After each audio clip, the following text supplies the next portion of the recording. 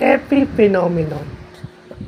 So, yung epiphenomenon is a secondary effect, a byproduct of a process.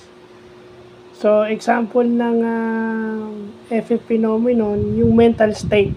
Yung mental state is a byproduct or epiphenomenon of brain activity.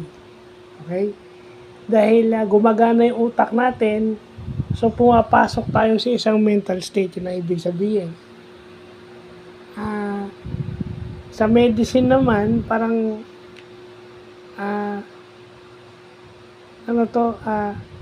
may simptomas yung sakit. Halimbawa, sumakit yung ulo mo, pero hindi naman ibig sabihin no, na may cancer ka na sa utak. Di ba? Hindi naman related na porkat masakit lang yung ulo mo, may brain cancer ka na agad. Hindi ganun yun. Kaya nga kailangan chinecheck din ng doktor. So, yun lang yung atin, Yun lang yan, epiphenomenon. At sa business naman, which is yung mas madali example, hindi porket maingay yung makinarya mo.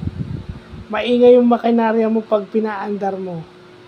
Pero hindi naman nakaka-apekto yung ingay sa bagal ng manufacturing process mo. Yun ang epiphenomenon.